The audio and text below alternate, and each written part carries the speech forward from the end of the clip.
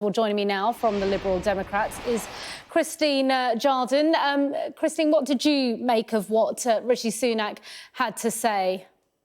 Well, it's difficult to know what to make of what Rishi Sunak has to say, but I do find that when I knock on doors anywhere in the country now, it's not just that people don't believe them anymore because of so many broken promises.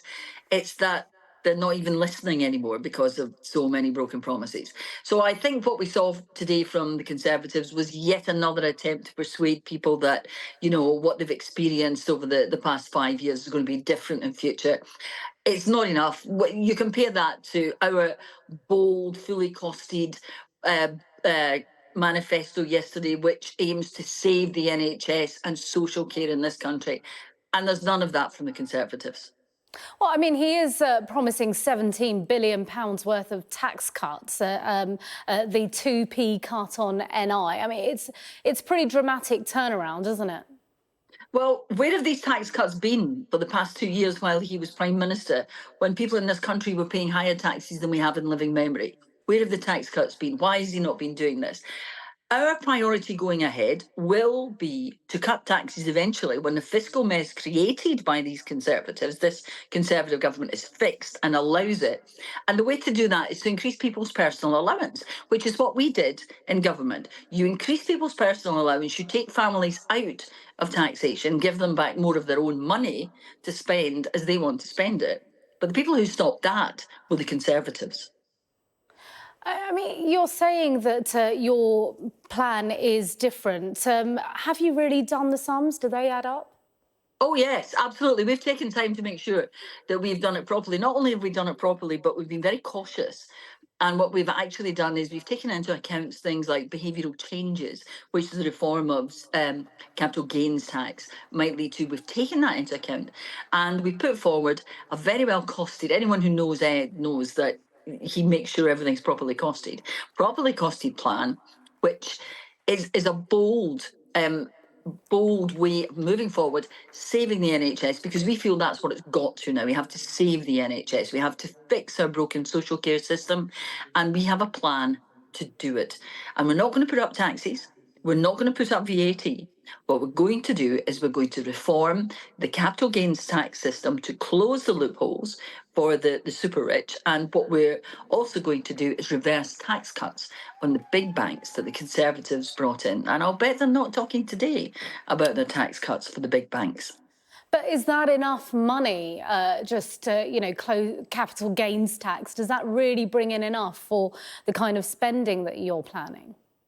Well, it's not just that, of course, but where there's it'd be 4 billion from the bankers, the banking tax changes, 5 billion from reforming capital gains tax. But there's more than 30 billion of unpaid taxes in this country, which we would invest putting money into HMRC to get that money back, make HMRC stronger, make it possible to get that money paid so that we can put that into public services. And we've carefully costed what it will cost to, for example, create 8,000 new GPs. Now, we know you can't do that overnight, but the first thing you have to do is reform the pensions contract, which means that at the moment, a lot of GPs are disincentivised from staying on. It's expensive for them to stay on rather than retire. So we would make it work. We would reform that contract so that they would stay on, and all the people that we train in this country every year, medical professionals who then leave and go abroad,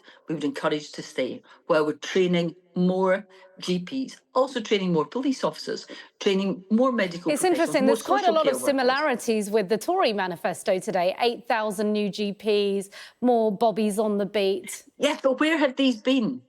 What the Conservatives have looked at, what the Conservatives to me have done is they've listened to what people are saying to them that they haven't done and thought, the other parties are going to do that. I don't think the British people are listening to the Conservative Party anymore. We've had all the broken promises. They are the ones who broke the economy. Liz Truss's short period as Prime Minister is going to go down as one of the most disastrous in British political history. And it damaged our economy. And we are all now trying to fix that. And if someone fixes something are they usually the person you go to repair it?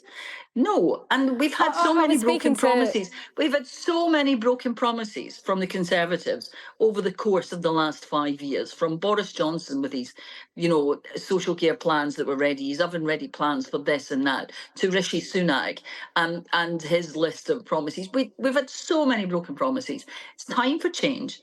People want change. People are not listening to the Conservatives anymore.